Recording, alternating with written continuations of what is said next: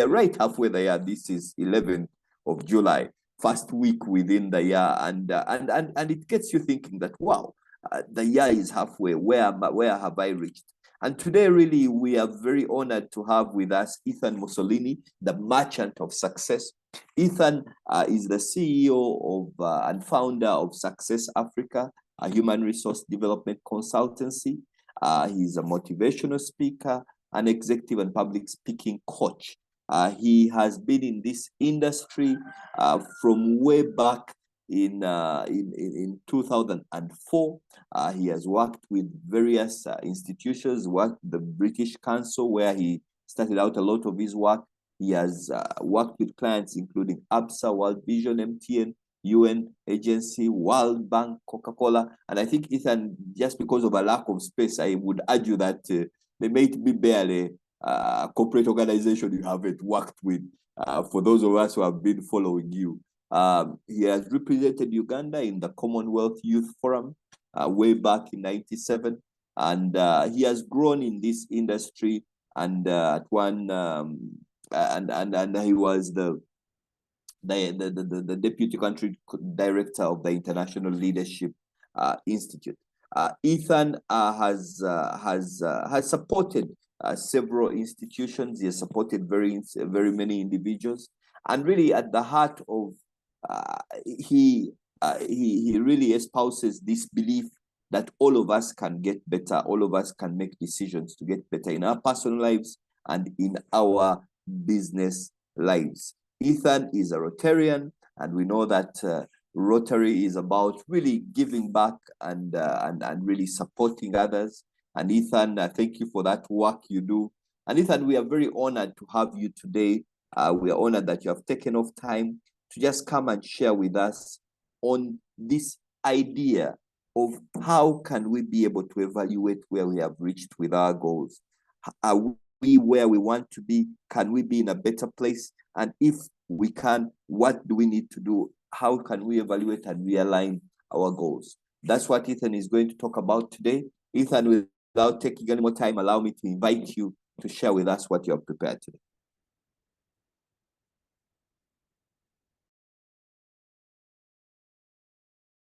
Thank you, Ronald. I appreciate that wonderful introduction, which I don't take for granted. Please confirm with me once again if you can hear me clearly. And also let me know if you've made me a co-host such that Yes, you are co-host. We can hear you. We, however, can't see your face. But you can also share the slides. I think you can do all those things right now as a co-host. Okay, fantastic. So let me first get the, let me see if you're able to see my face. I hadn't tested my face. We can see your face clearly. All right, great. So Ethan Musolini is my name, like you had. So let me get to the, so please, the rest of us, because I don't know, Mukasa might be having a better technology. Please, the rest of us, type in the chat box if you're able to see and hear me, meaning you can see the slides and you can also hear me this morning.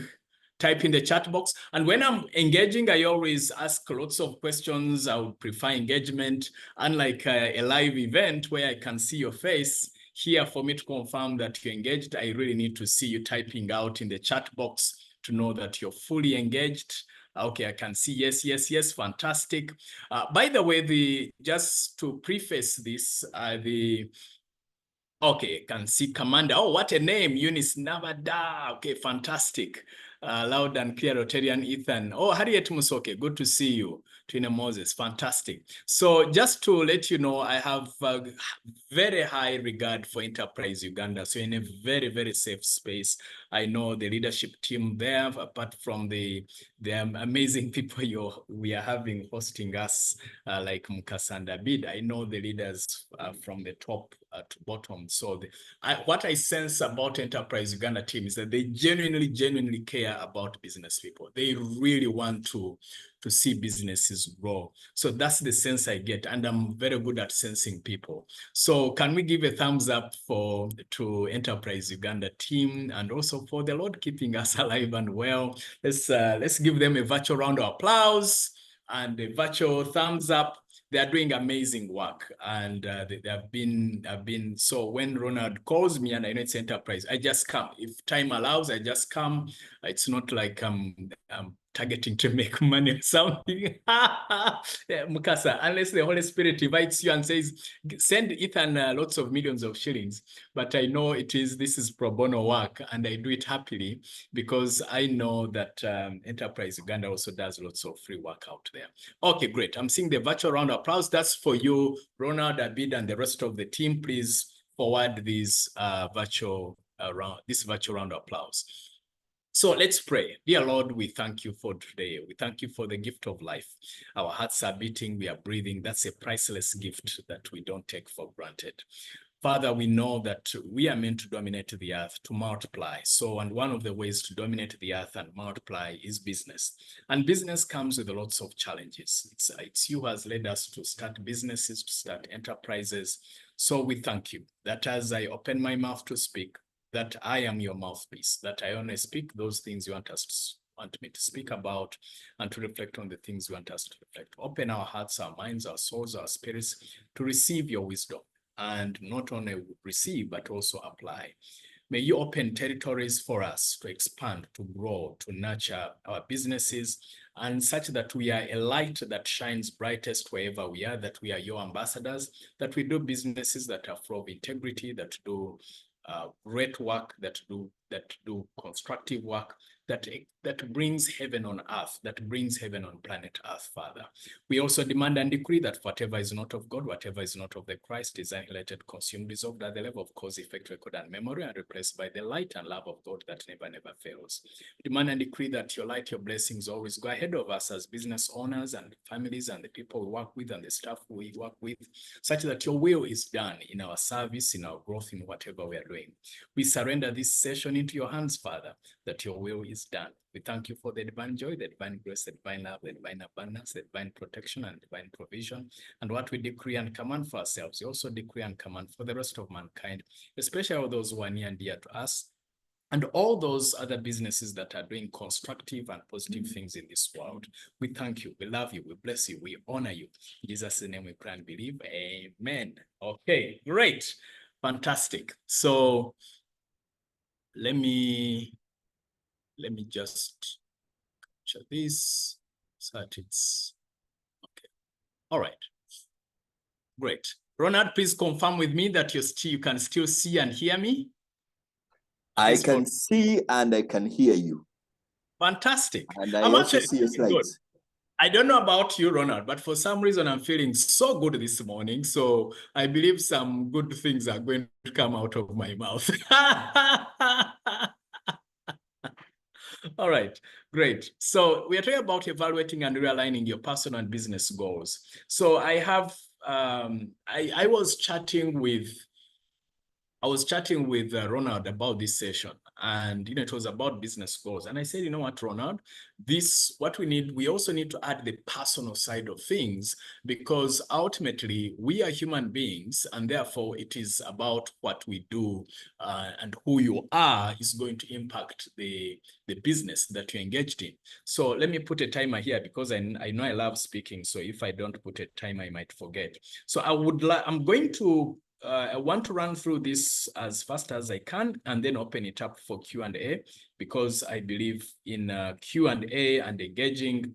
And again, like I've mentioned, if I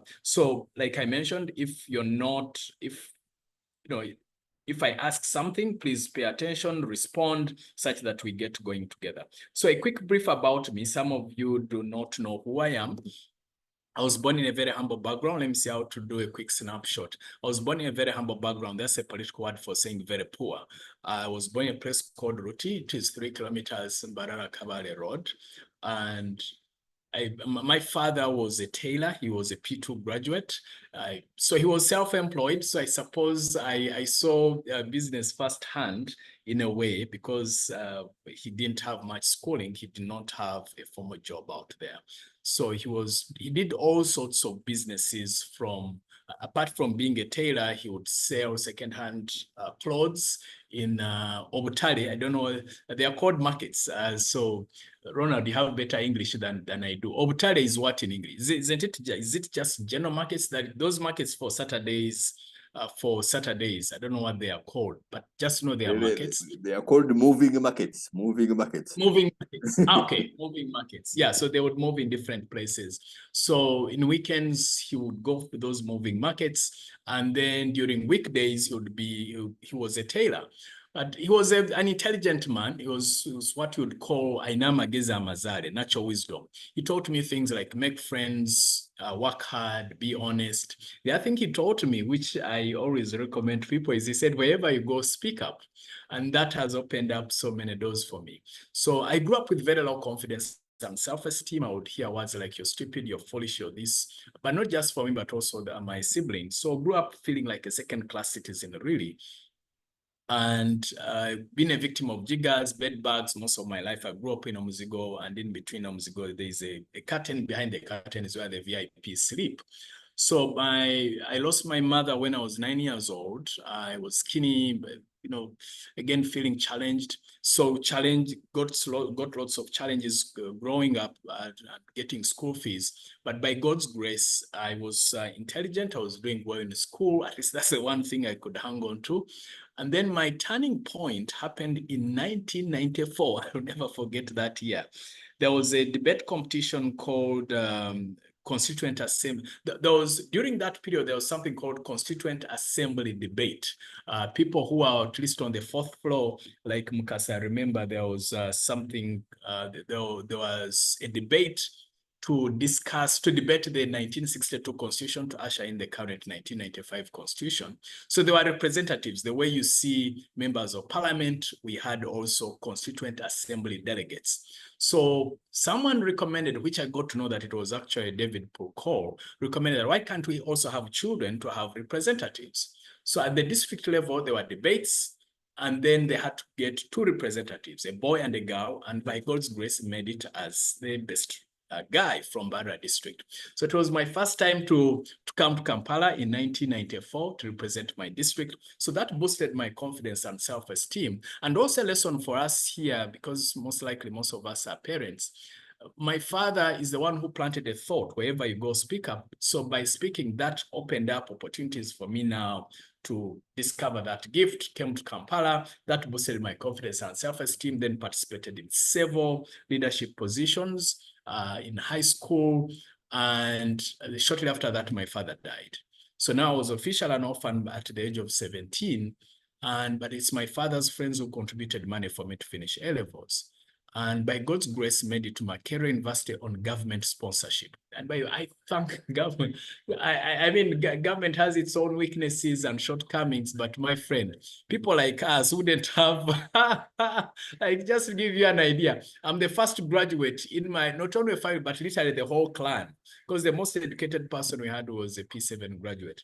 So made it to Makerere University on government sponsorship, did social sciences. Again, my father told me, wherever you go, speak up. So I kept myself very visible. And someone saw my talent, recommended me to go to represent the country at the Commonwealth Youth Forum, even met Prince Charles on table number 17. I'll never forget the table number. Then another turning point in my life was in 1998. I was seated in church. A gentleman called Gerard Seruwaji, may the Lord rest his soul in eternal peace. He was preaching about never giving up. And in my spirit, I felt like that's what we need in Africa, someone who can give people hope. So I knew I had a gift in speaking, a gift in encouraging people. I started calling myself a motivational speaker. In 1998, Ronald, you're good with math. Those, 26 years? 26 years ago, I made a decision to be a motivational speaker as a university student. And to my knowledge, there was no motivational speaking industry then. I was naive. It's also good I was naive, because it's sometimes good to be young and naive, because then you can take risks. So anyhow, got opportunities, did internships in the US. That is another story for another day. In the interest of time, let me conclude my story. I became a volunteer at the Leadership Institute, then up to the level of deputy country director. In 2003, decided to become a coach, trainer, and consultant. Coach, really. Consultant came later. So I decided to be self-employed. So I've been self-employed since 2003. So I've been running a business, a transformational business, mainly transforming lives. Apart from other engagements in real estate and the like, I've never touched a monthly paycheck for 21 years now. To be exact, September 2003. So in September, in a few months from now, I'll be celebrating 21 years of going through the highs and lows of business. And just so that was my goal. And then in 2004, so it just started as self-employment, but then 2004, I asked myself a question: what if I die today? What happens to this dream of transforming lives in Africa? And that's how I thought to myself, okay, you better start a business. And that's how I started, found a partner, and then that's how I started the business in 2004. So that makes it 20 years, Success Africa now. And of course, other engagements that other private businesses, so to speak, but mainly this is my core business. It's a calling. So this is a calling, it's a passion of mine. And I said, okay, how can I make money out of what I love doing? And most crucially, though, the other encouragement for you as business owners, because this is about business recovery series, the one core story I want to share with you that impacted me was in 2011, our income was this big and the expenses were this huge. So the logical advice was close the business. So even my business partners told me, you know what, we better close the business. And that was the logical thing. So, but in my heart, I felt like I still had something to offer. So I decided to hang in there. I said, you know what, this is my calling. I can't see us closing shop. So by God's grace, here we are still moving forward and impacting lives and creating jobs. And so the lesson I picked from there is, if God has placed a business idea in your heart, do not give up, even if you forget everything else, because I know this is about business recovery series, that where there is vision, provision will align. Because I believe God doesn't just give us ideas, business ideas. They don't just come from nowhere. These are divinely inspired ideas. The business you're doing, unless you're doing a business that does not add value to people or that destroys life, for example, you're selling opium or that sort of thing, but I know Enterprise Uganda does not attract such businesses. So just know that what you have in your hands and in your heart, it is a divine idea, because if your business solves problems. So type in the chat box if, no, I don't need to even know, but just to make sure that we are alive. How many of us feel like your business solves a problem or adds value or makes the world a better place? Type the word yes if your business solves a problem or adds value or helps people to, whether it's create more time or solve problems or make people feel better or happier or lighter or greater or whatever it is. Type the word yes. Type. Remember, I really want to see engagement, okay? Thank you, Christina Kampuria, Abid, I'm seeing type. We are close to 100 people, so I really want to see full engagement. Fantastic. I'm seeing lots of type. Great. I'm seeing lots of yes, I'm not seeing any no. So what does that mean? You see, at the core, we are co-creators, and a creator that is being godly. So the Spirit of God is in us, and therefore God speaks to us as business owners, as entrepreneurs, to say, go and solve this problem. My children are suffering. My children have this problem. They don't have good transport. They don't have this challenge, or they have this dream. They are praying for this, and you are the one to do it. So as business owners, we are God's conduits. We are God's channels to bring heaven on earth. I like this. This I've never thought about it. We are God's conduits. We are God's ambassadors. We are here to bring heaven on earth. Christ said, "On earth as it is in heaven." My 6-year-old, whenever you ask her to pray, she always talks about. She always prays through the Lord's Prayer. So on earth as it is in heaven. So what is heaven? Heaven is goodness. So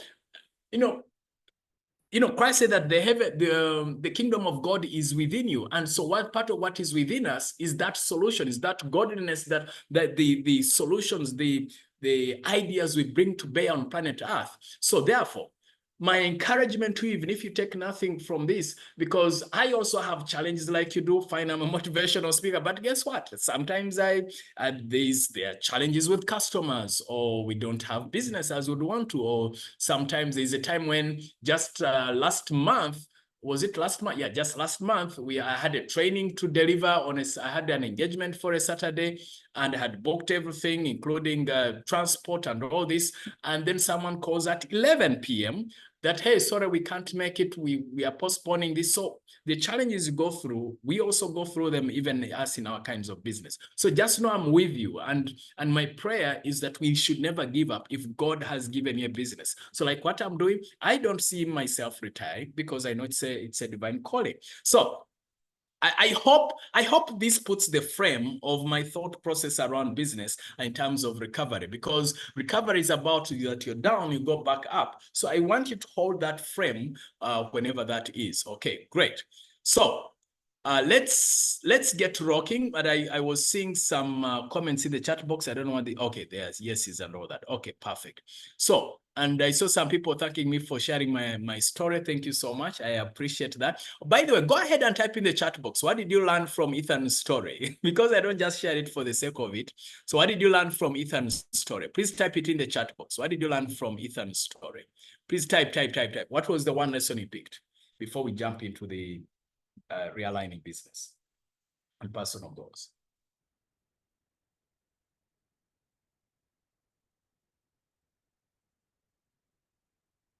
Annabelle sells a resilience.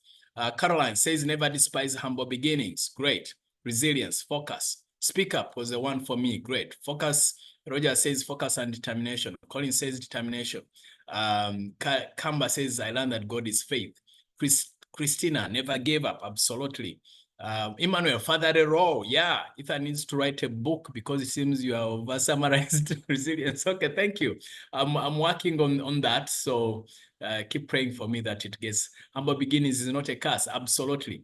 Put yourself out there. Yeah, never make friends is important. Yeah, making friends. Yeah, absolutely. Oh, the other thing that my father taught me, which is also applicable to business, he said, greet elders, which I upgraded to mean greet people, greet whoever you can, because that could be a new enterprise. Joy said networking, absolutely great. Angela, show up. Tomize, what a name. Show up. Oh, yes. Self-assertion, Colin says, fantastic. So we have to greet people. We have to engage. I'm always telling my daughters to greet people as often as possible. Yeah. And that is definitely applicable in business. For you in business, you definitely have to speak up, greet people, engage. The other skill I would highly recommend as a salesperson, definitely sales and marketing is one of them, but definitely public speaking. And I can always advise you where to go. Annabelle, confidence, make friends, work hard, be honest, greet people. Eunice has somebody always show up regardless. Absolutely. Noah Wandera, oh, Noah, good to see you. Be outstanding. Yeah. Great. Fantastic. So let's roll now. And so why evaluate? Or why is this topic of evaluation important? To know whether you are on track or not. Because, by the way, this is important. Did you know that over 95% of the time, the plane is off course? But then the pilot has a track, so they go off course, then they self-correct. So meaning they keep looking at the dashboard to see, are we on track or not? So if pilots weren't evaluating, then if they didn't have technology to evaluate, then it wouldn't be the safest kind of transport on planet Earth. So I suppose one of the reasons why air transport is the safest form of transportation is because apart from the technology, there's constant evaluation to see, are we on track? There are trackers on the dashboard. The other reason why evaluate is to figure out what to keep or fix, meaning what's working so that you keep it, what's not working so that you fix it. The other reason is you plan to launch in a bigger way moving forward. And in this case, we are talking about the second half of the year. And I really would like to applaud Enterprise Uganda for bringing this reflection half year, because usually people, they think about evaluation about, November, December. Oh, by the way, where am I? The year is about to end. Where am I? Has that ever happened to you, by the way? It has happened to me several times. Type the word me if you get what I'm talking about. Like usually the evaluation happens around November, December. You're like, oh, the year is ending. Where am I at? Am I getting close? Especially for personal goals. If it has ever happened to you, type the word me. It has happened to me several times. So for me, I'm appreciative for an entity like Enterprise Uganda getting us to reflect as business owners right now. Really, it's only Annabelle and Ethan. Okay. Annabelle and Emmanuel, only 2 people. That's interesting. Okay, that's cool. If for you, you're always reflecting, that's fantastic. All right, so then why align business and personal goals? Because I advise that rather than just looking at business, we also look at personal goals. This is my assertion that you cannot separate the business from the business owner. And so meaning if you as a business owner, you're messed up in your private life, you bring up that mess in your business life or your public life. So it's not like when you're in business, you're this one character, and in private life, you're this character. No, you bring yourself to bear to the office. So I told you that this morning I'm feeling good, partly because I left home feeling good. I genuinely was feeling good. I'm genuinely excited about today. So, and therefore, my energy, I'm sure you can feel it, that it is an exciting energy, I beg your pardon. So let's remember that and the more you grow as a person, the more your business grows. So that's a maxim, because my background is really personal development, because I know that the more I better myself, the better decisions I make, and the better opportunities I attract, and the better people I attract. So type the word sense if this makes sense, what I've just mentioned, because it's very critical to have that dimension of frame to say, look, the more you grow as an individual, the more your business grows, because then once you have more skills, you have more abilities, you have a better attitude, you have better skills, better attitudes, then you attract better opportunities, you make better decisions, and therefore you move forward in a better way. Type the word sense if it makes sense. And if it doesn't, just know it doesn't, okay? Because this is the frame I want us to keep, and then as we move forward. Type. Okay, I'm seeing at least 15 people have typed, and I know we are around 100 people. Type. I want to, and if you disagree, that's also okay. Say, no, it doesn't make sense, and then it's okay. I can explain further, okay? Great, fantastic. I'm glad that it makes sense. I appreciate all of you who are very active participating, because again, I'm not able to see you. So the only way I can know that you're with me and that we are engaged, that you are typing in, okay? Great, fantastic.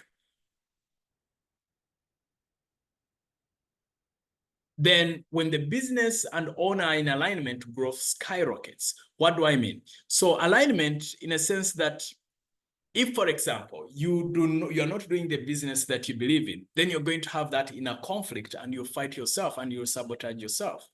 If, for example, you believe in family, but then yet you also have to work hard, then you're like, okay, if I work hard, I will step away from family. Or if it's the other way around, you believe in business more than family, and then you find yourself, your children are calling to take them to school. For example, yesterday, our daughters, they are taken using a shuttle for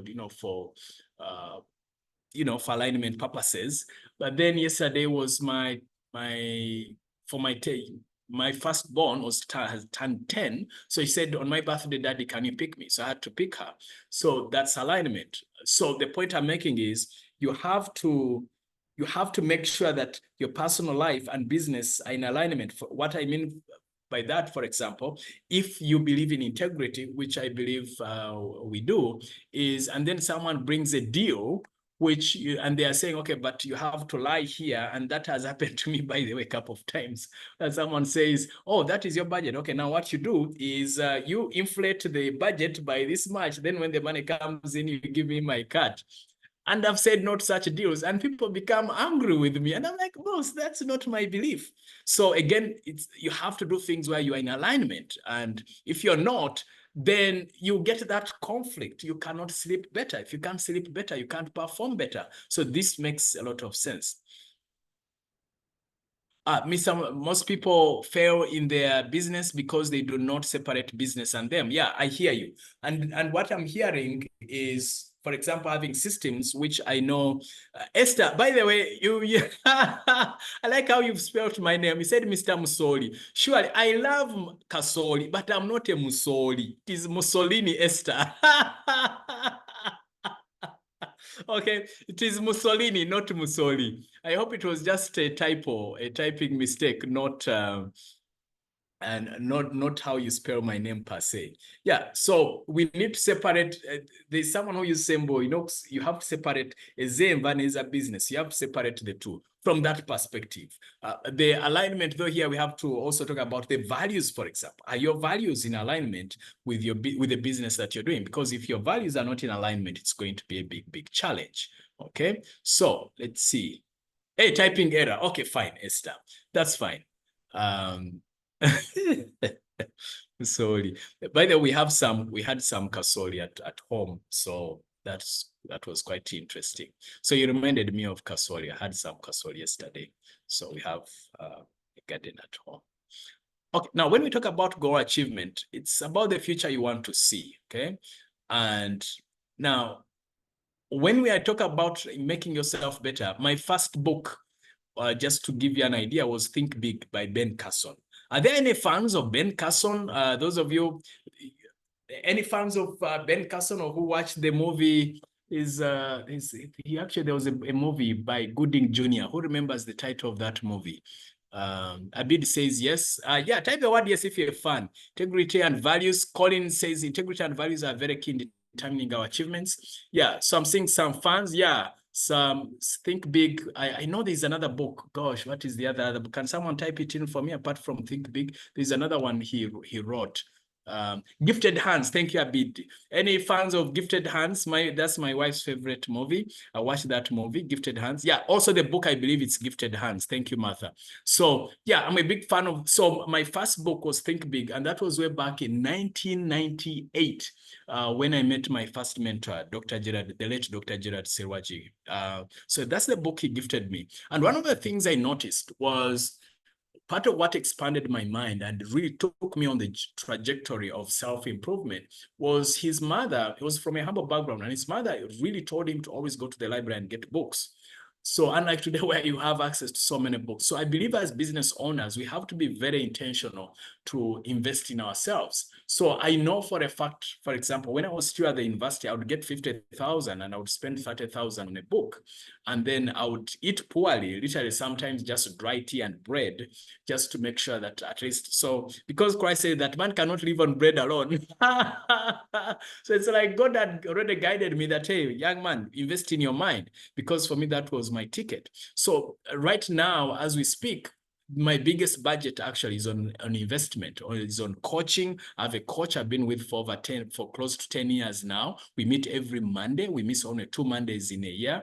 So every Monday we miss only the last 2 weeks. So I've had several coaches. So that's the one I've had the most consistently. I have coaches and mentors. Like right now, I'm going through 2 coaching programs on writing because I want to improve my writing skills. And by the way, I'm on a 1,000-day content creation challenge.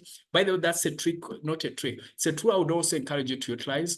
Speaking, and if you can speak, write, post on social media. That's how you partially build your personal brand. Communicate, you put your ideas together. So back to investing. So that's my biggest budget. I have coaches, I have mentors, I invest lots of monies in online training programs. So I spend a lot of money on myself, and that's part of what gives me the credibility to be able to do what I'm doing. So I cannot emphasize the value of you investing in yourself. So it's never an expense. It's it's powerful. Okay. Okay, I can see Emmanuel is writing about the story of going through my book when all level. Great. My coaches are at the moment are the books I read and podcasts I listen to. Fantastic, Emmanuel. That's a fantastic start. And then once you also build your financial muscle, I would also encourage you to invest in an actual someone you can talk to directly to keep you accountable, for example. Like this evaluation we are talking about, my coach helps me to evaluate on a weekly basis, actually. So every week we talk about my emotions, my mental game, my business, and all this. And that is a big help. So you need that.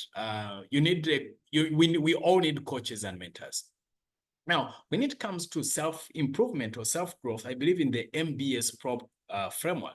So, and the M stands for mind. Are you investing in your mind? Are you reading? Are you listening to the right stuff? Are you watching the right stuff? Because it's not just about listening and watching, it's are you investing in the right stuff? Okay. So that's reading, listening, watching, excuse me, and then getting a coach or mentor. That's very important. Then the other one is body. So when it comes to body, it's really three core things. One is sleep. Are you getting adequate sleep? One of the things I'm still struggling with, so I have to be very transparent with you, is when I was in my 20s, I mean, my creativity would kick in around midnight, okay? Do we have any night owls here, by the way, where like your creativity kicks in at midnight or late in the night and you find it, and then when... Annabelle, I can answer that towards yeah, night owls. So I've been that kind, and the kind who would sleep on a few hours. But then I discovered later, which has caught up with me, that indeed you need 7 to 8 hours of sleep to think. And there is research to back this up. A morning person, Emmanuel, that's good for you. If early morning, that's even much better. So 3 a.m. night owl, there we go. Attend not 8 hours of the party. Thank you, Abid. Yeah, so sleep is very important. There's even research. There's a professor who has done this for 20 years. I believe they even did a TED talk and calling like sleep as your superpower. Very creative at about 3 a.m. till 6 a.m. That's great at twinning. That's a very good time because then you're able to, there's quietness. And so that's a very good time. So the point I'm making though is you need ample sleep. So 7 to 8 hours is recommended because you make better decisions. And there are people who say, there's someone who was challenging me. I was talking, I believe, to Sam Rote. I said, oh, but billionaires don't sleep. They will sleep. Well, guess what? Go follow Jeff Bezos.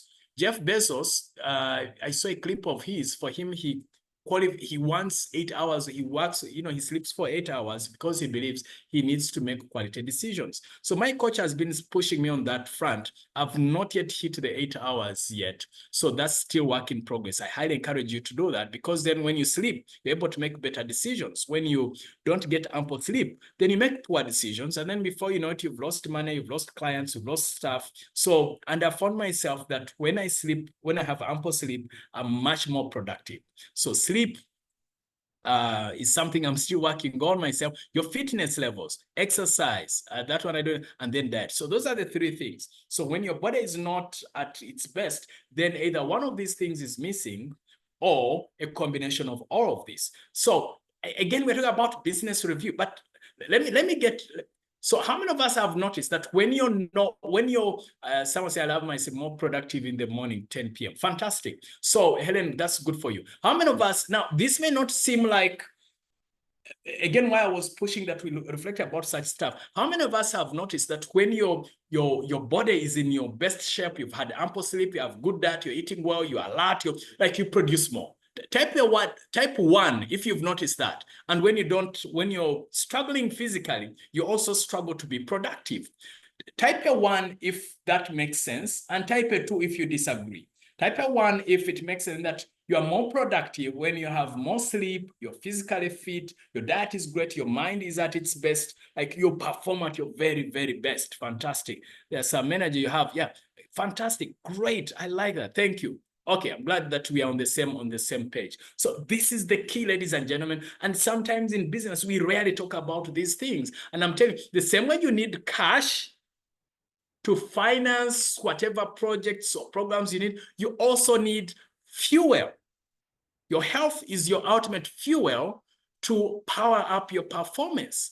And if we are to become better in the second half of the year, I said to you, we need to sleep. If you're not on a good track like Ruth, who is good with sleep, if you're not on a good track like one of my goals is to find a way to hit at least those 7 hours of sleep, or minimum 6. So I haven't fully hit it. So I know that's something. The fitness, it's not like I'm not badly off, but I'm in good shape, but I need to ramp that up. The diet, I don't have a problem with that. So for me, the issue is around sleep. So for you, write down somewhere what of these 3 things, what do you need to pay attention to? For me, the biggest one is really sleep.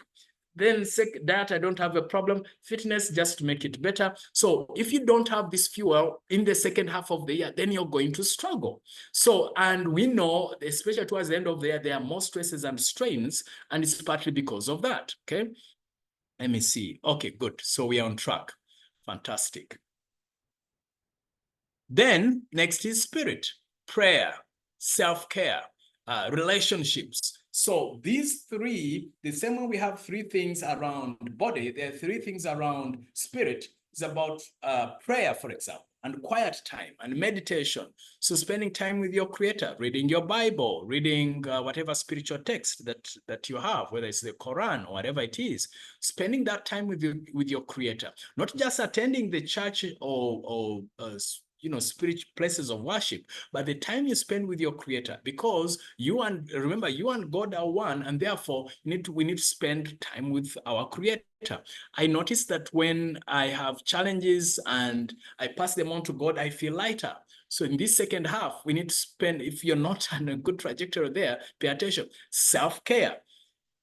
Like I've noticed, it's been long since I last went to a massage parlor.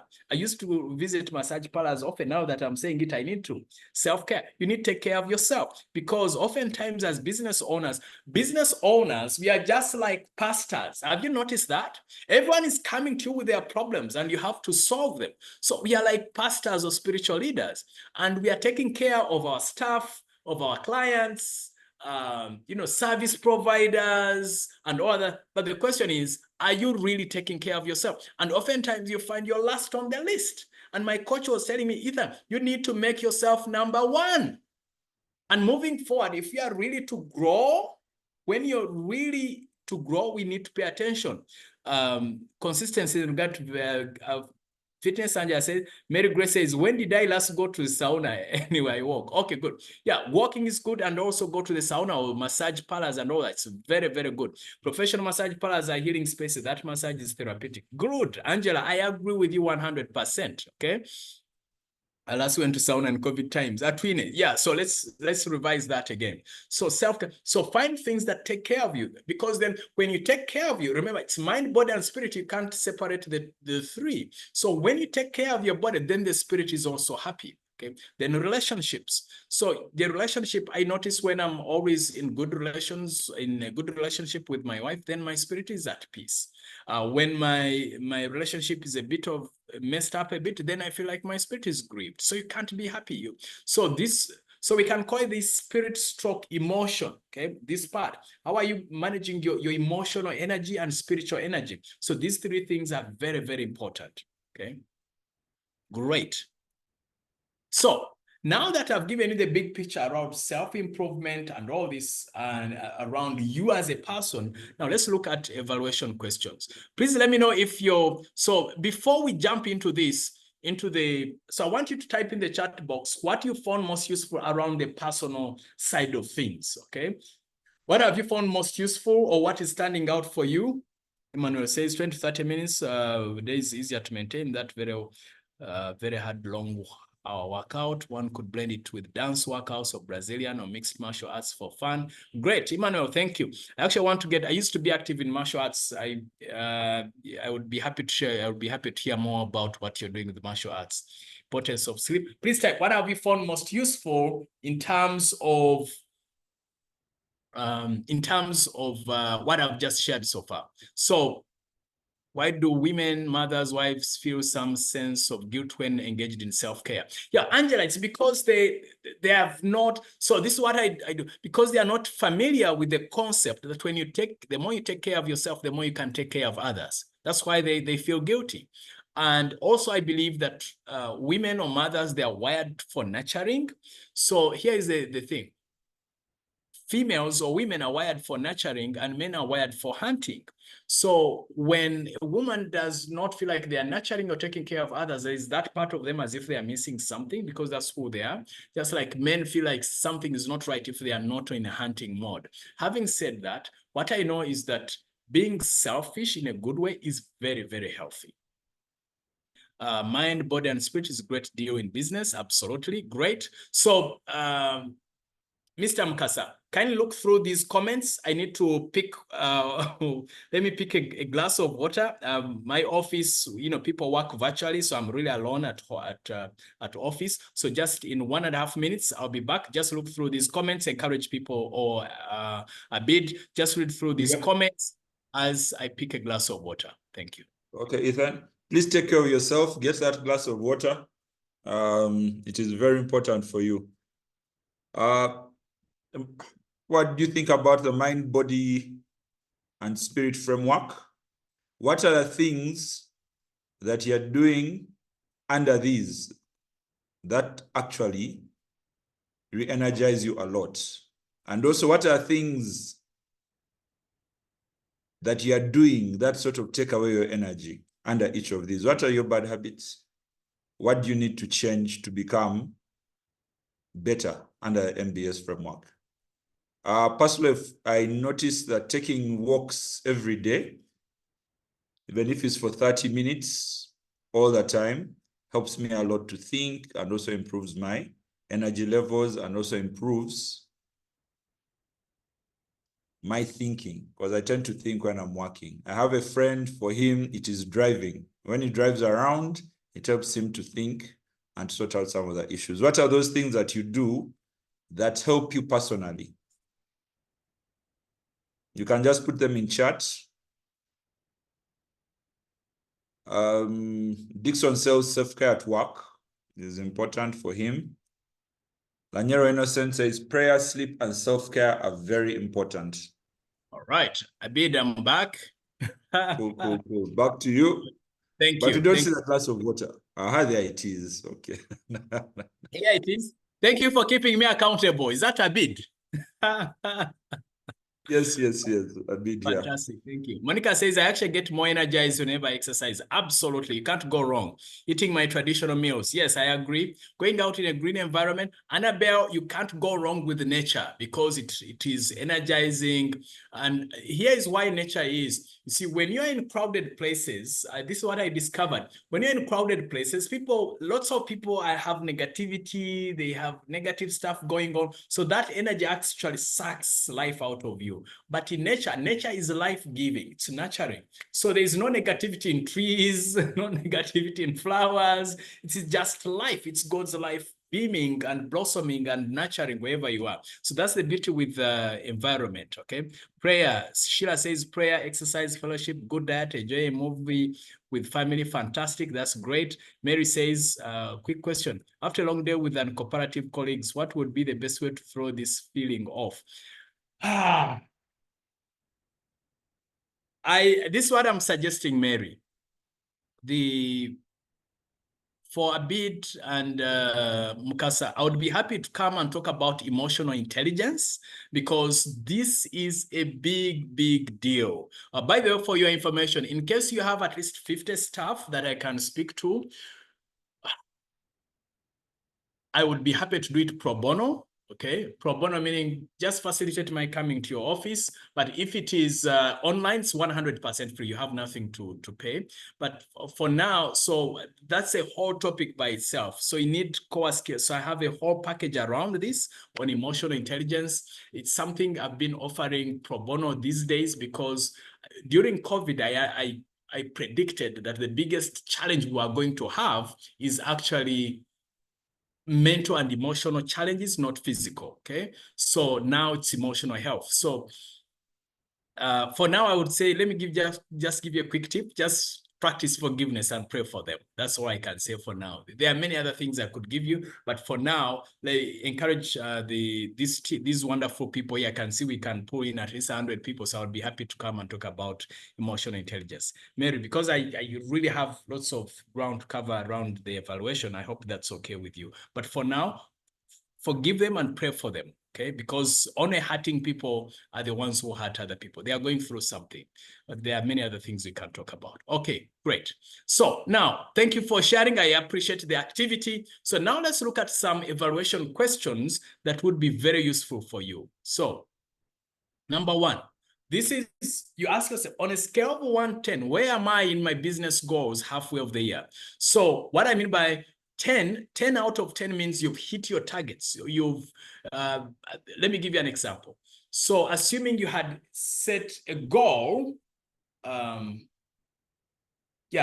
says emotional and mental challenges also affect the physical health, eventually even after the productivity. Yeah, absolutely. And that's why I'm passionate about emotional intelligence these days.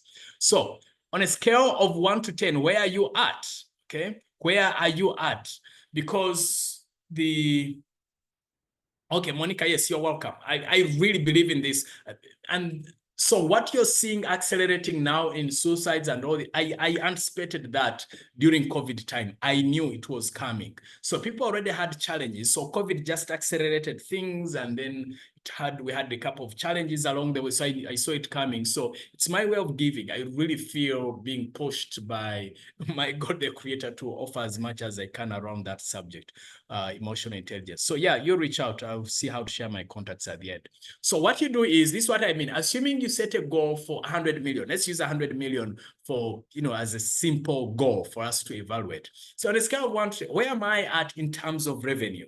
So, because when you're evaluating business, there are many things you need to look at. You need to look at the revenue, the profit margins, the staff performance, customer satisfaction, and all these things. So there are many parameters that you need to look at, and those you can write about. So how are you doing in terms of revenue? How are you doing in terms of profitability? How are you doing in terms of productivity? Are people putting, how are you doing in terms of staff engagement? Are your staff really fully engaged, or they are well below performance? How would you rate them on a scale of 0 to 10? Are people really, really engaged? How are your customers? Have you done like a customer survey to say half year, where are we at in terms of our customers? Are we happy? How is our customer acquisition? Is it more expensive now? Are we acquiring customers now at a cheaper rate or at a higher rate? How are we doing in terms of referrals? So all these are things that then you need to map out and see on a scale of 0 to 10 where you are at. But for now, let's use revenue as a number. So as an example of what I mean. So assuming your goal for 2024 was 100 million. So now we are halfway. So you should have hit like 50 billion in revenue. So if you haven't hit 50, if you have hit 50 already, then you're at 10 out of 10 as of half year. If you've hit 25, then it means you're 5 out of 10 in terms of rating. Okay, that's how you do the rating. And then once you're done with that, then you ask yourself, what do I need to sustain, to stop, and to start to hit 10 out of 10 in the second half of the year? So now all those segments that we've talked about, you start asking yourself, okay, what do I need to stop? Meaning things that are killing you, that are killing the business or your enterprise. Then what are those things that you need to sustain? What are the things that you're doing well that you need to keep doing? For example, for me as Ethan, I know content creation works for me. So putting content out there, I would encourage you to follow me on social media, my social media platforms. Just search for Ethan Musolini. And then what are the things that you need to start? Are there new things you need to start? Could it be hiring someone who makes calls every day on your behalf? That could be something that you need to start, because I've also noticed that just putting ads out there is not as productive as you calling people directly. When you call people directly, then your conversion rates go much higher, so to speak.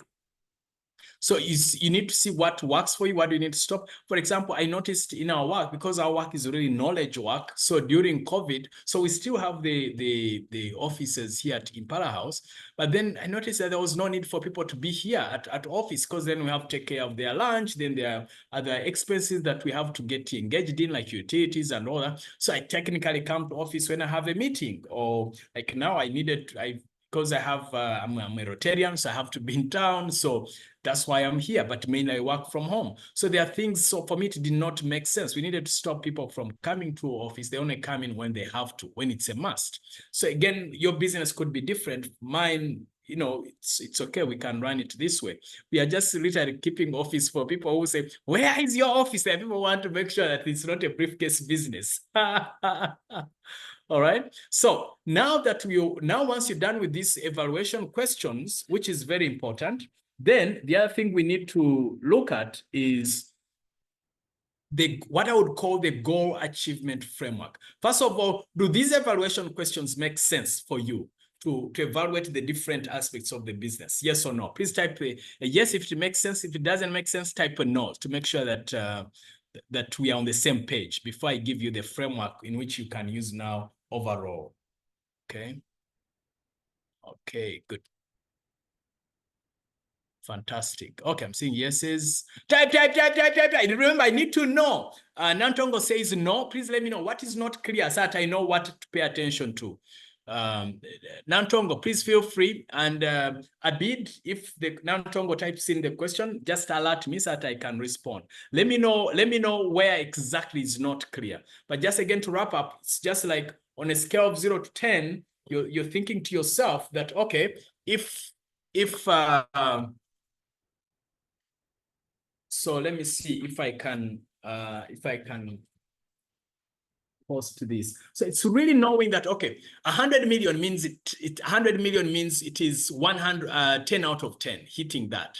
So then you are thinking, okay, it means halfway of the year out of 100 million, if you're to be at 10 out of 10, then you have to have hit at least 50 million. So that's how you track. And then I'm saying, if you've hit the 50 million by halfway, then you've hit your target. So if it is 100 million, or it could even be 120 million, so every month I'm supposed to be generating 10 million. So meaning by halfway I should be 60 million. So how are you? Are you there or not? You are either there or not. So and then you know the number which would come to 10 out of 10. Okay, so that's what it is. And again, if type the specific question where it's not clear, then I can help you clarify that. Okay, great. So now let's go to what Mary says, yes, I've analyzed the challenges and probable solutions. Fantastic. So now let me give you a framework. I want to share with you a framework that I've been sharing with my private clients for years, which has worked like magic. Okay, this I've developed over time. I've borrowed this from different, coaches and all that, and then I added in my own spin. So it's unique. It's my own unique thing now, so to speak.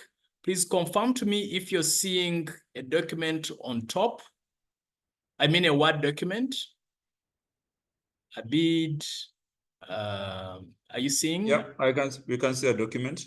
Okay, fantastic. So this is a rapid goal achievement framework. This works like magic if you use what I'm going to show you. So, and the way you use this will now look at both not only business, but also your personal life. So as we are talking about, so because now we finished the first half of the year, so then what do we need to do to set goals for the second half of the year in a way that is compelling, that will dramatically increase our chances for success? So this is how it goes. So the first column, you're looking at the goal, and I will show you the different aspects of the goals.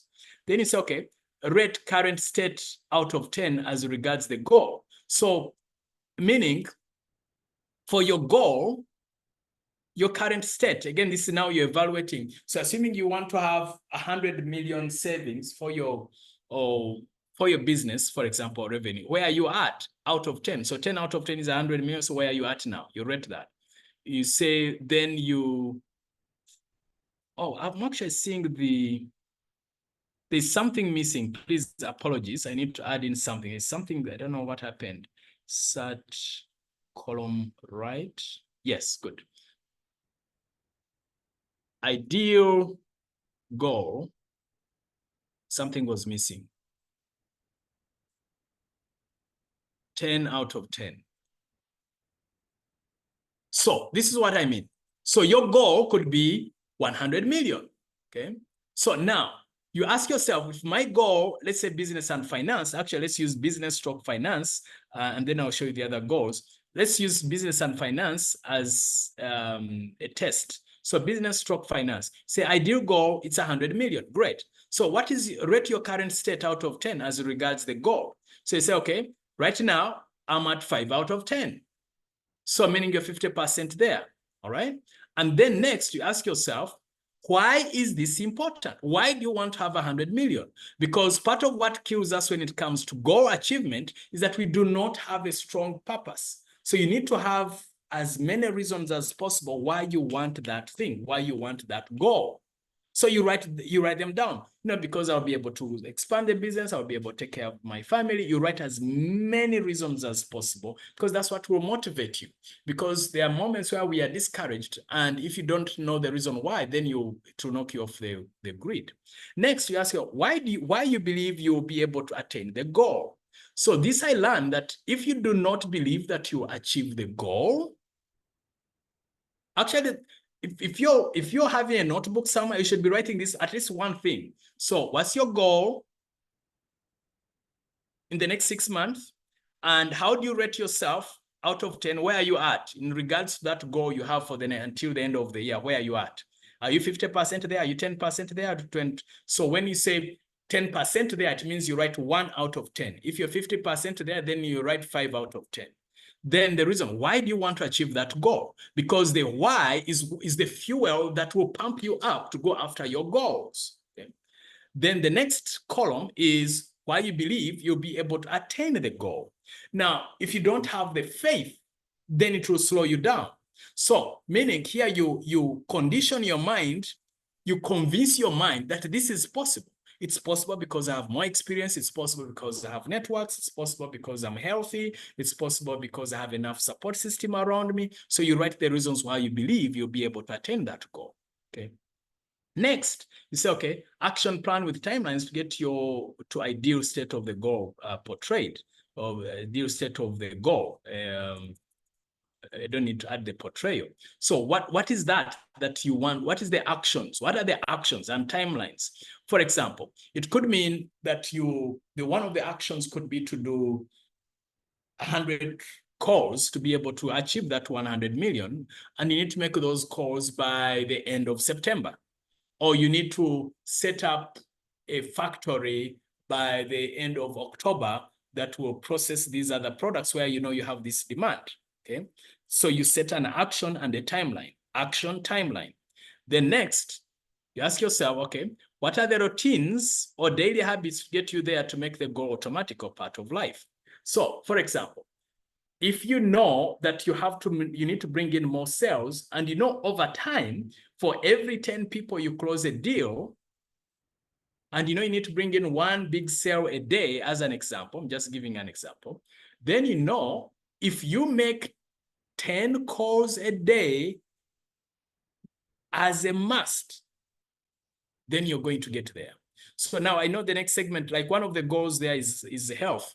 For example, if you walk every day for 1 hour and you stop taking fatty foods, then as an automatic outcome, you're going to lose weight, period. So that's what I mean by routines or daily things. So the same way sales, you make calls every day, a certain number of calls, then business is going to come. Next, and this is the next segment, is something I used not to think about.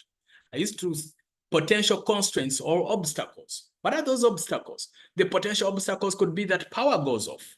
So write down those obstacles. The potential obstacle could be that the dollar skyrockets, and now you importing products from outside the country becomes more expensive. So you write down all those potential obstacles. And I used not to think through this because I'm thinking, oh no, be positive, don't think about negative things. No, it's being proactive. It's being pragmatic. Think about potential constraints, and then you think about solutions towards your potential obstacles. So, for example, I know since the COVID period, we were working a lot online. So I knew that I had to get an inverter at home. So if power goes off, I don't get scared because I know I have an inverter, so I can still work online. So you need to think about, okay, this is a potential obstacle. This is the potential solution. And I've given you a simple example. So now a potential obstacle to making sales, for example, could be that you do not hit your daily target. So what's the solution? You double the calls the following day. That's the solution. And then next, you identify an accountability partner. So who is going to keep you accountable? Because we know that if you do not get an accountability partner, then you're going to struggle to achieve the outcomes that you're intending to achieve, because that's life. In life, you have to get someone to keep you accountable, to push you, to encourage you, to motivate you, to inspire you. So accountability partners are important. If you can't find an accountability partner, the ideal, by the way, is a coach, because a coach will automatically keep you accountable. Then the other thing that I would like to add here is called identity. Please write it down. Write identity. I did not add it in here. Write the word identity. So who are you? So who do you need to become? Who do you need to see yourself as to make achieving this goal a reality? For example, if you see yourself as a great salesperson, then you automatically create great sales. If you see yourself as a poor salesperson, you'll not be able to close deals. If in health, you see yourself as unhealthy, if that's your identity, then you're not going to do healthy things. But if instead you see yourself as an athlete and that becomes your identity, then you're going to do these things automatically. Okay. So now once you do that, then because we're talking about business and personal goals, that's what the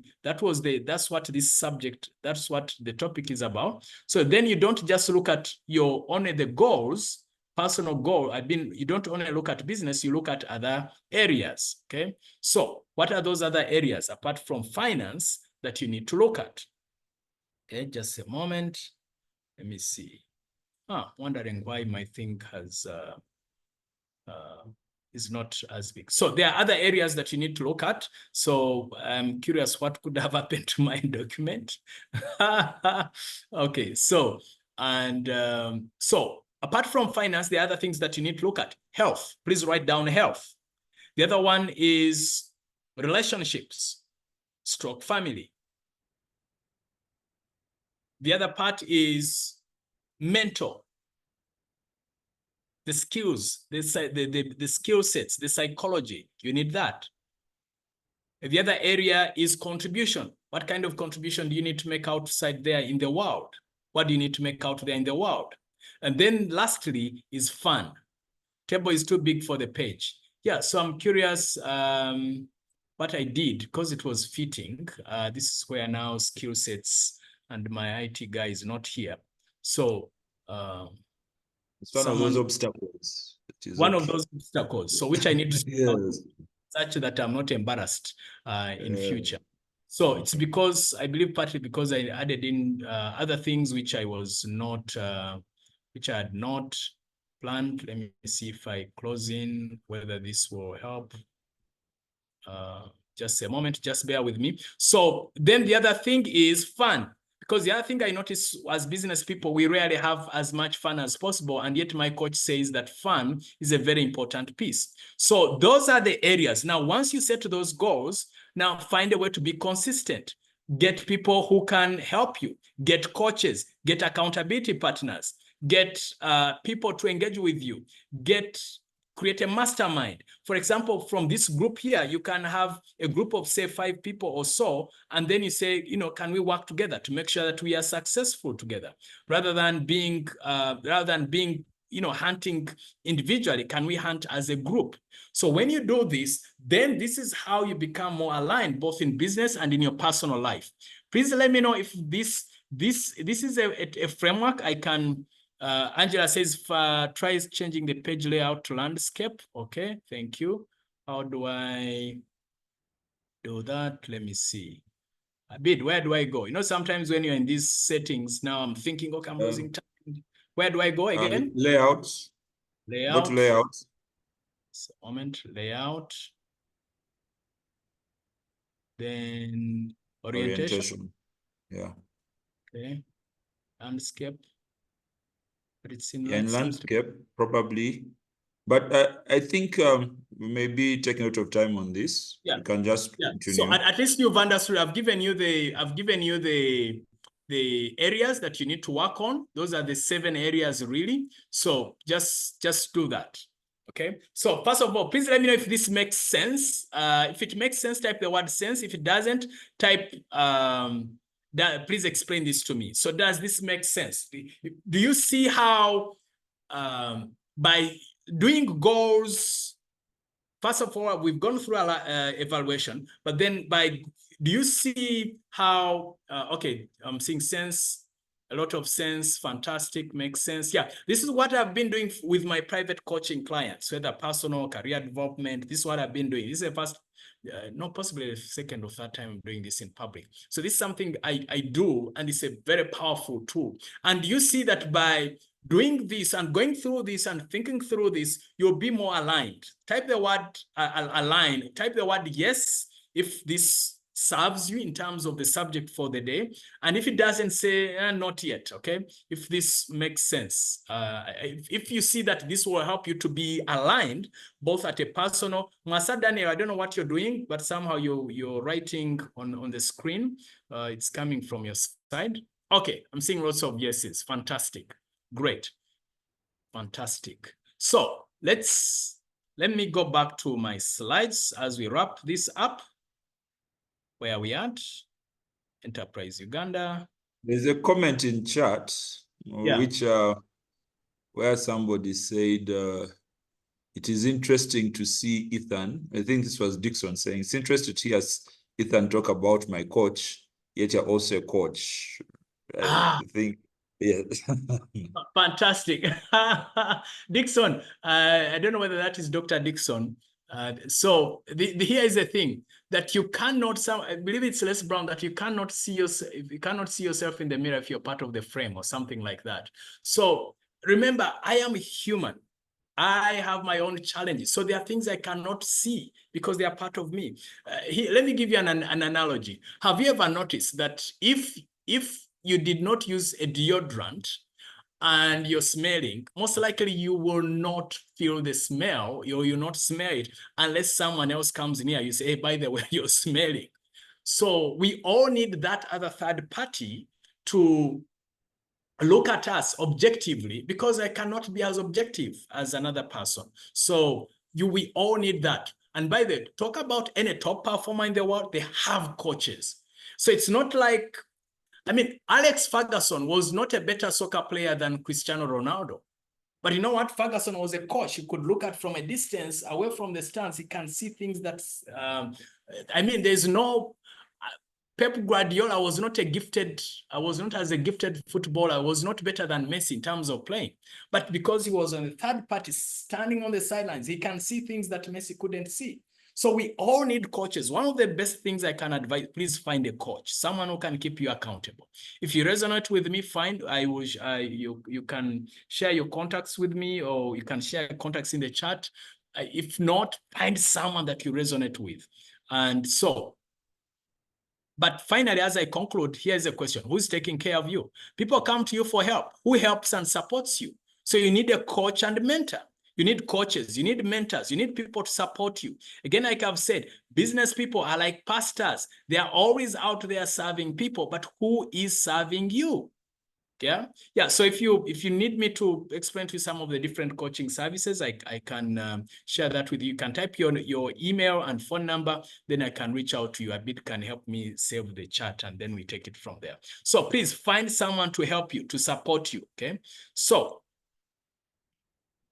and then, so I'm constantly investing in myself, family. Remember, family, humanity. I'm a Rotarian, so I'm always not just investing in self, but we also need to invest beyond self. So invest in your family, invest in humanity. And Rotary believes in service above self. I know Rosemary, who is one of the leaders at Enterprise Uganda, is a Rotarian. She's actually my president. We're in the same club. Annabelle says they love that council and very thing. Yeah, Annabelle, I love laughing. I believe we are alive and kicking, so it's always great. So I hope this serves you. And It's been fantastic. The key thing is be the best version of you. That's my hope and prayer for you, my friends. And so please type in the chat box, what did you find most useful in this presentation? And how are you going to implement the lessons moving forward in your life and career stroke business? So thank you so much. Let me type my contacts here because some of us may want to reach out one of these days. Let me, a bit with your permission, I can type that. Yeah, and then for some of us who, if you have a question, I don't know how because I can see we still have like 9 minutes because I was told it runs up to 10:30. I don't know how you run questions or something like that. So just let people type in their details, and then so let me type my contacts here. All right. Thank you very much, Ethan. If you have any questions, please put them in chat. Ethan is going to type his email address, and I don't know if you're going to share your phone number also. You can reach out to me. I'm not yet on WhatsApp, just disclaimer. So 30, 31, 29. But my colleague called Andrew.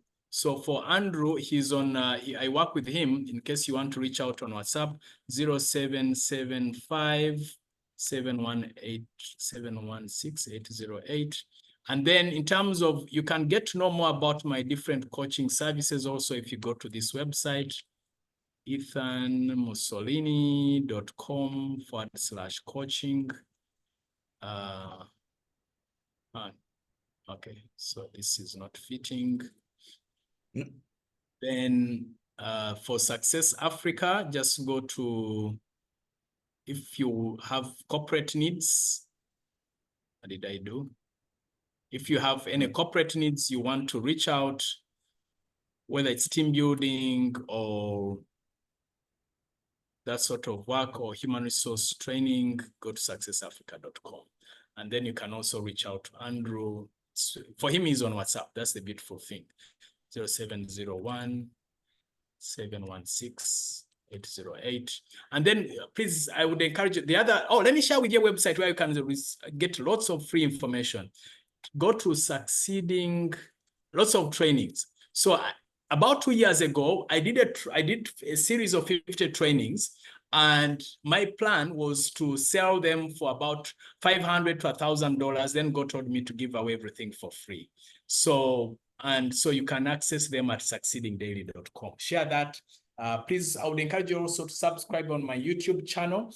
I really am at 950 subscribers. I really want to hit 1,000 very soon. Help me subscribe. I'm on LinkedIn, Facebook, Twitter, same handle, Ethan Musolini.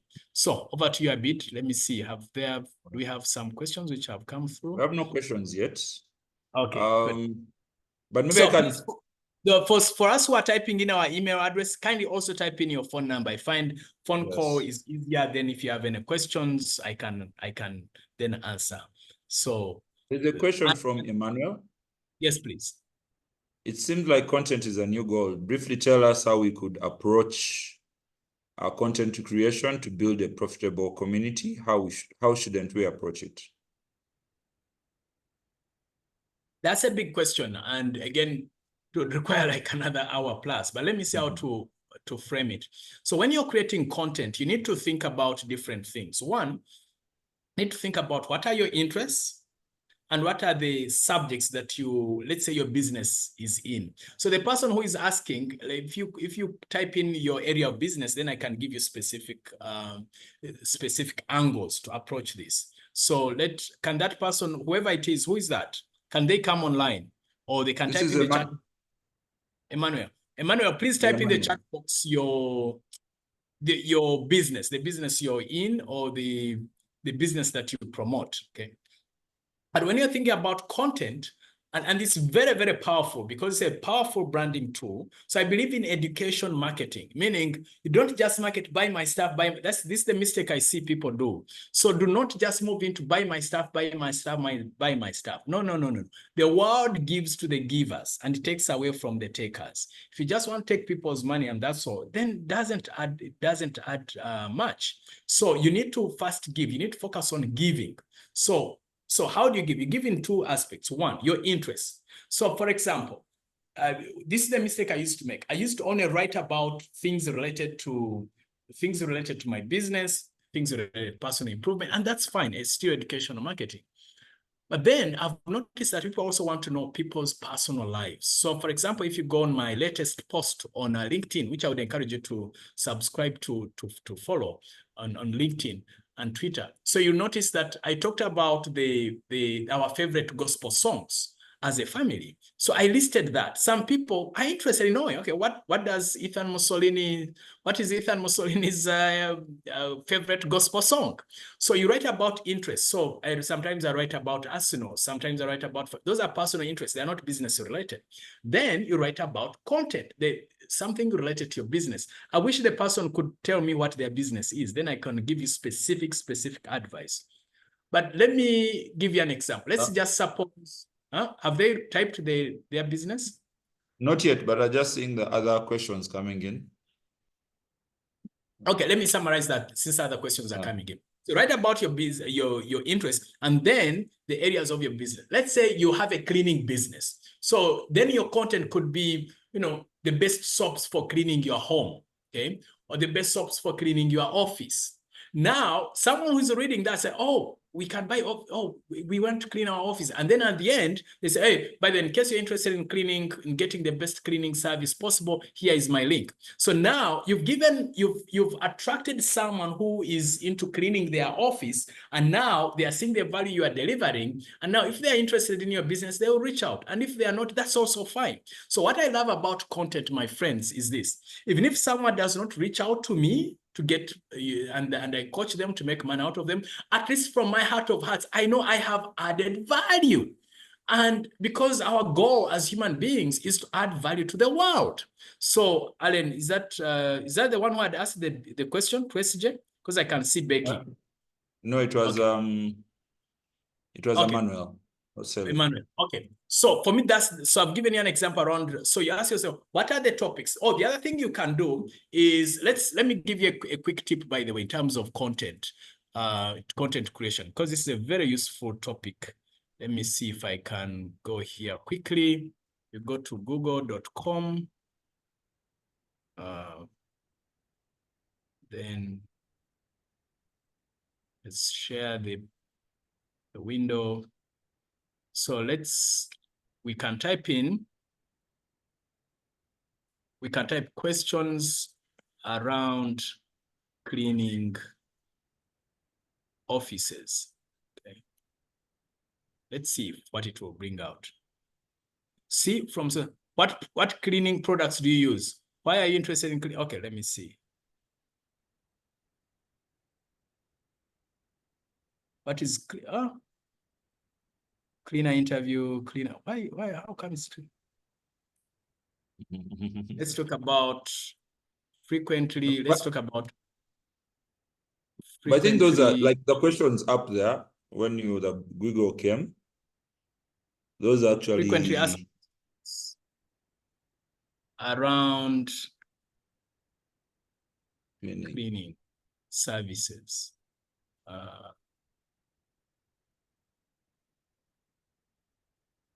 Why does there?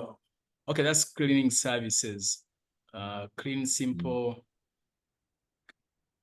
It could be something like why you should consider a cleaning service. It could be so you asking yourself why you should consider a cleaning service. Cleaning. Why does the first cleaning cleaning supplies included? What supplies you should consider when cleaning? So when you do that, then you ask yourself, okay, someone who could potentially consider my cleaning services. It could be how to get a good deal, how to have your office cleaned and on a cheap.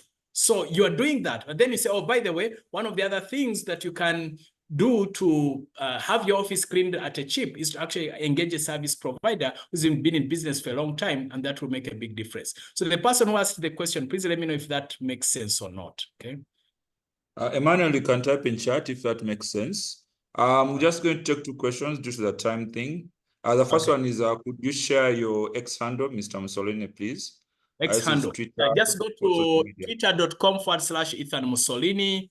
It is facebook.com/Ethan Musolini, instagram.com/Ethan Musolini. So yeah, my X handle, twitter.com/Ethan Musolini. Yeah, the name here, which you're seeing on the screen. Yeah, what's the other question, my friend? Then the question is, how do you develop discipline in doing something consistently? Good question. I've failed at least 50% of the time. The other 50% which has worked has been because of this. One is set a reason why this is important for you. Number two, get an accountability partner, or if you don't have the money. If you have the money, get a coach, because the coach will push you. Then number three, make a public pronouncement. So for example, I made an announcement. I was in a writing challenge for 30 days and I posted it. So every day it pushed me to write, and I wrote for 30 days nonstop. Now I announced a 1,000-day content creation challenge. Please follow me on Twitter, LinkedIn, Facebook. That's why I'm posting this content. Encourage me, share this content. One of the best gifts you can give me, by the way, if you find something useful, share it, comment, then it tells the algorithms that this is useful content.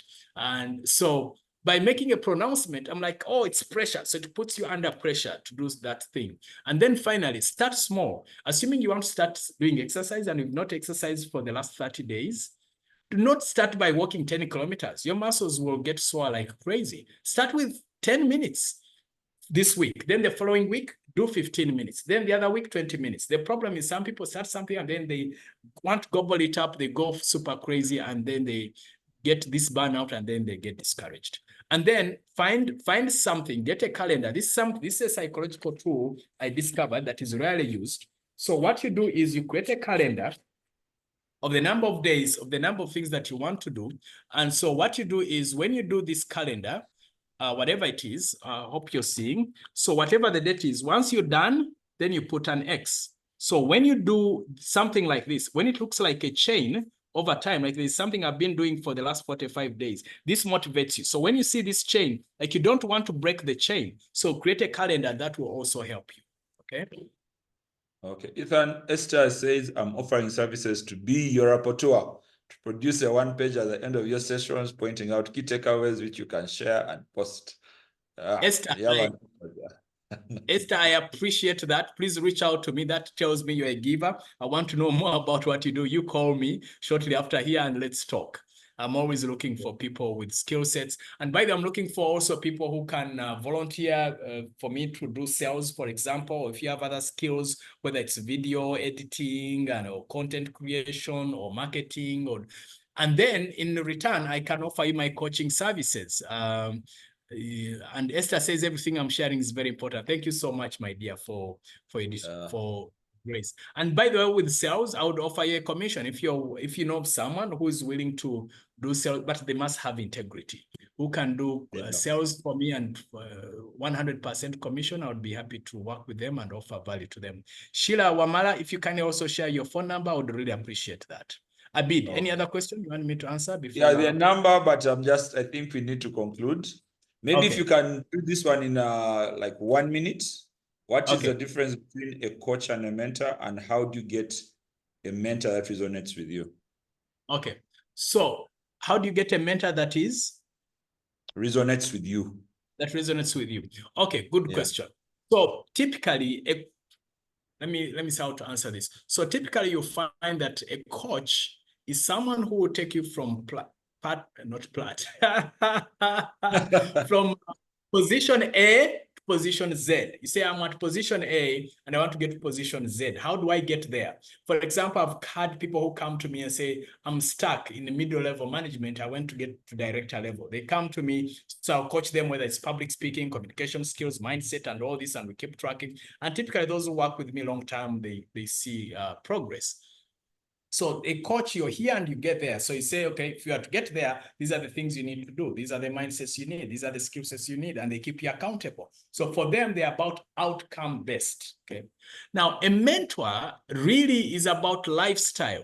So you see someone who is living the life that you want, and then you say, can you help me get there? So, and usually it's really more about getting to know their lifestyle more than tactical and strategic things, but knowing their lifestyle. And so, and then they share their life with you. This is how I've lived this. And this is how I've done it. This has worked for me. This has not worked for me. Don't do it.